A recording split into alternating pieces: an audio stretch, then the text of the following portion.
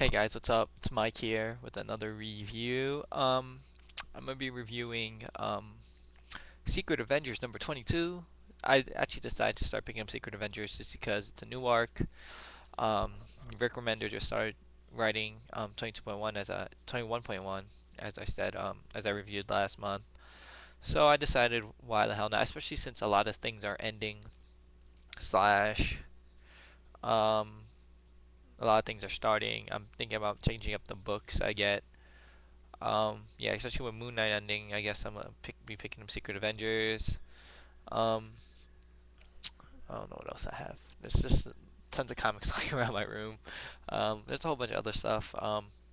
Sphere itself, and well, almost over. Fear itself, the Fearless. That I would just do. I guess I'd review Secret Avengers 22. As you can see, covered by Art Adams, and the creative team consists of Rick Remender, Gabriel Hardman, and Bettie Breitweiser for the colorist. So I'm actually a little disappointed that the artist isn't still. I think Tony Zurcher from last week. Yeah, Tony Zurcher from last month. He actually did a really good job on 21.1. I really liked his art. I'm not too fond of Gabriel Hardman's art. It's actually very similar to. It reminds me of Gabriel Hardman's. His art reminds me of Butch. Not the artwork, but I guess the coloring reminds me of Butch Guisi. He's the artist for Captain America, and the color scheme. I guess Betty Breitweiser does the color on both. It's very similar. So the issue starts off with actually really I guess weird. It actually starts off in the Middle East in Pakistan. This man's about to suicide bomb this village or this town in the middle of the market, and he he he pushes the button, and this woman eats the fire. She swallows it. Everyone's like, "The fuck?" The soldier's like, "What happened? Are you alright?" She spits it out. She regurgitates it, but it is like twice the size, and it just blows up everything. And these terrorists basically hit her in the face, and they take her, and they're gonna use her for their advantage. And then we see randomly up these four people around New York, one in New York, one in Israel, one in Egypt, and one in Mexico. They all get this like calling, this energy signature. So they all fly off to get to the energy signature. We're then shown Great England, London more specifically, and you see Captain Britain, Brian Braddock, Psylocke's brother. He's fighting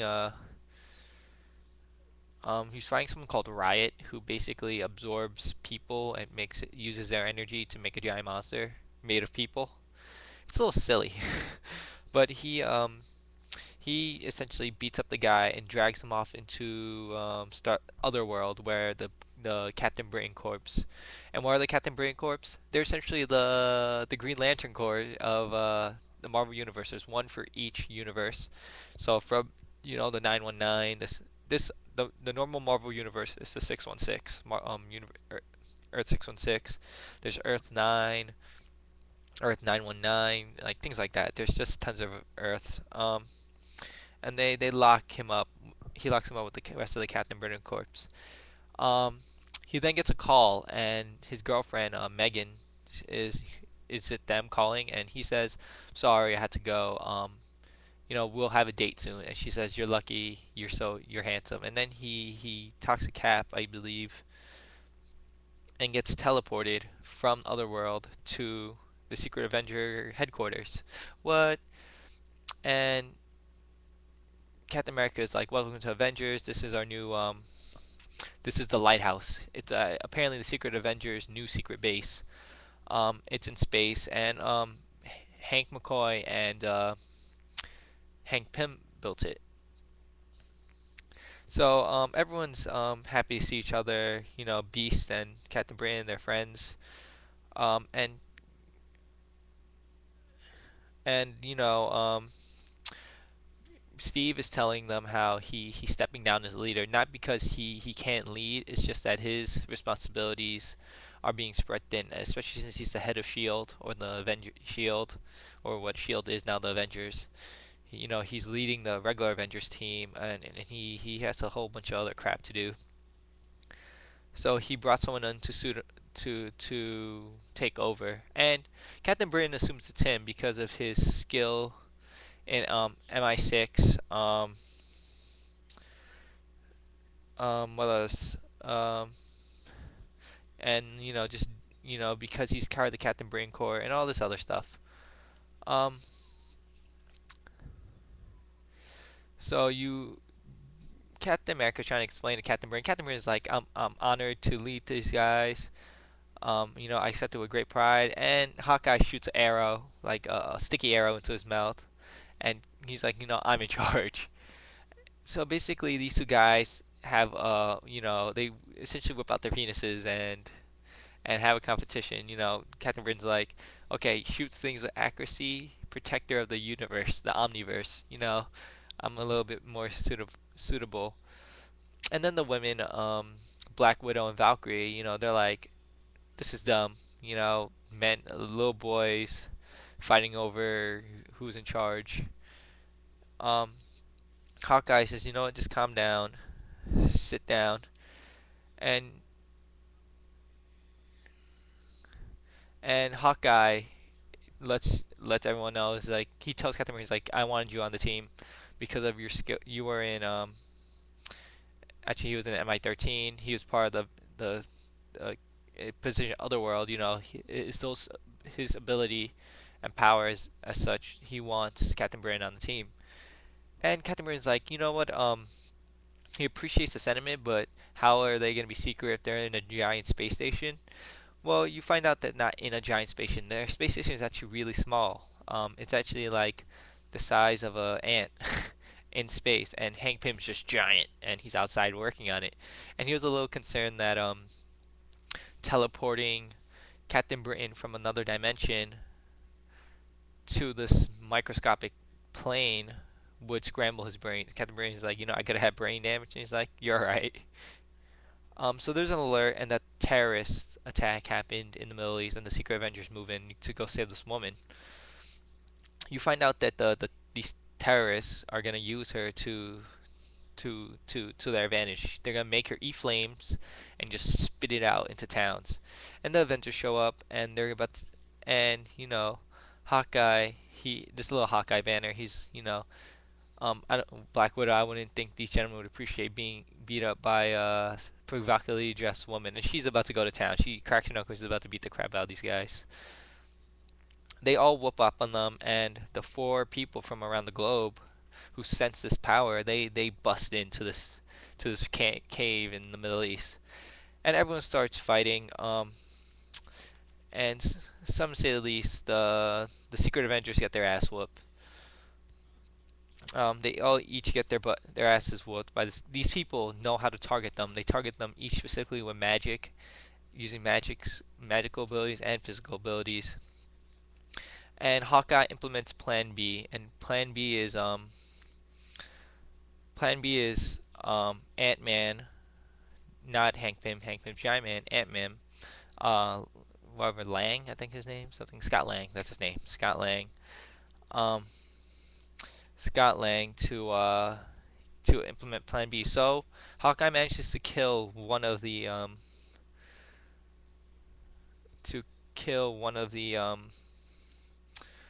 I guess monsters or random dudes. Actually, yeah, it's a little confusing, and the guys manage to sneak off with the women. Well, you find out that that Ant Man is in the like he's hanging on to one of the people's pants, and then we move on to the next page. You find out they're adaptoids. What are adaptoids? You're wondering. So you see that they these people are looking for hybrids, and they found two of them. And you see Lady Deathstrike, and you see her father, and like a whole bunch of robots and robots, and just like, and that's where it ends. Lady Deathstrike's father telling them, we are about to we will defeat the Avengers.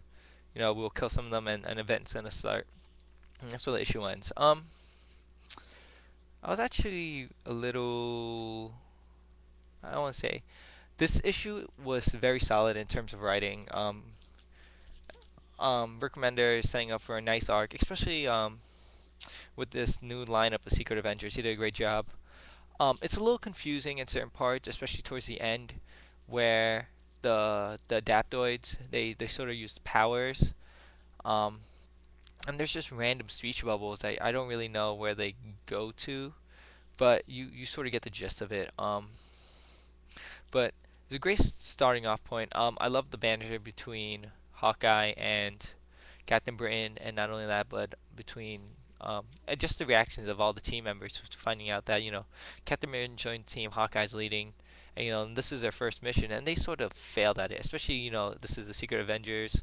You do it, don't get seen, save the world. They sort of failed at that. I'm not excited for this Lady Deathstrike semblance arc, this weird android arc. Um, I was never a fan of Lady Deathstrike growing up as a kid. Even though I watched the X Men anime series, she was really prevalent in that. She was recently in an Uncanny X Force arc. Oh, she was in the point one of Uncanny X Men back when the point one. Oh, excuse me. Initiative started. Like 2 years ago. Or a year ago. Yeah, I've never been a fan of Lady Deathstrike. But solid story. I'm a little surprised it took place in the Middle East. I thought he would do something more local because of the 2 months that from now that Avengers vs X Men starting. So I'm guessing this is gonna be a three book arc, or maybe 2 book arc. Especially with the next arc, with the next book introducing the final member of this new Secret Avengers team. I'm not gonna really say who. It's a little spoilerish. So story solid. Recommender did a great job of setting up this introduction to this new team and this team that's going to be facing the X. They're going to be trying to find the X Men, especially with a team with Beast, who is part of the X Men, or technically part of the X Men, and Captain Britain, whose sister is part of the X Men. So these people are facing tough choices. Um, Artwork wise, I'm not too fond of Gabriel Hardman's art. He draws some of his character. His Captain America looked really, really weird. Just the face just was weird looking. Um, Everyone else was pretty solid. Nothing to complain about. His women were attractive, but they weren't misproportioned and they weren't always broke back. Um, but as I said, I really liked Tony Zurcher's art from last week or not last month from the point one issue. His art was really great. Um, But this art isn't too bad. Especially since I don't think Captain America is gonna be in it anymore, so we won't see his face anymore. Uh, the colors used were interesting. They were very pale, nothing too bright. Even with Captain Britain, who wears red, white, and blue, he wears a flag, like the British flag on his chest.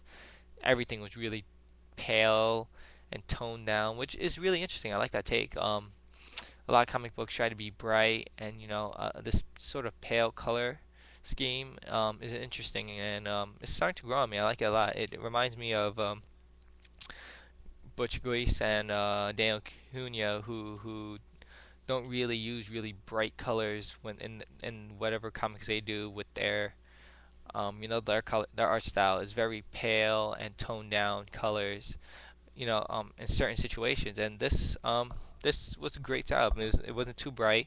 In certain areas, it got really bright during the fight scenes. At night, Valkyrie gets surrounded by these like ghost demons. The demons were really bright, and Valkyrie was very pale and toned down, which was a nice contrast to it. And when the woman spit the fire out, you could tell, the fire was really intense, but the rest of the background and foreground was really, really, pale and toned down, which is really cool. I'm really liking the way this is taking the way Hardman and Betty Breitweiser, yeah, are doing the colors. I'm thinking it's to be the same art style for the next issue. I'm not sure. I'm a little sleepy. Oh, well, that's about it. Not much to say about this book. Especially since I came into this book expecting a lot. Remender didn't let me down. It's actually it's interesting seeing how they failed the first mission. It's a little gutsy, I think, especially since you have so many of these experienced Avengers, on this team, and they got their asses whooped by four people. But especially since they don't have Captain America or War Machine or Nova here or Moon Knight, or Shang Chi, all the really, I guess, heavy hitters. Um, you know, uh, One weird thing, Giant Man, Hank Pym, he's on the cover, but he's not actually doing anything as part of the team except building space station. He didn't like whoop ass or do anything. Like he was just missing in action. Who knows? Um, but I'm gonna actually give this issue a 4 out of 5. Main reasoning being I'm not too fond of Hardman's artwork, and this should be told, coming off the awesomeness that was 21.1. Um, this was a little disappointing. In terms of the team. Not that I don't like any of the characters. I actually like all the characters on the team. I just wished. I guess this team is more suited to like sneaking around and ninja stuff. But it'd be nice to see a little more variety, and like like Shang-Chi was a great addition to the Secret Avengers on Ed Brubaker and Warren Ellis's run. They feature Shang-Chi a lot. I wish they would do a little more Secret Avengers stuff like that, where they bring out characters that not aren't really known and make them stand out more to get them to public interest, because and make them a little more like badass. Like Shang-Chi was super badass in Warren Ellis's run when in his single standalone missions. He just kung fu the shit out of everything. Not much else to say. This video getting a little long. I guess I'll talk to you guys later. Thanks for watching. Have a great night, a great weekend, and tell me what you think about the book. If you like it, yada yada. Um, Not much else. Thanks, guys.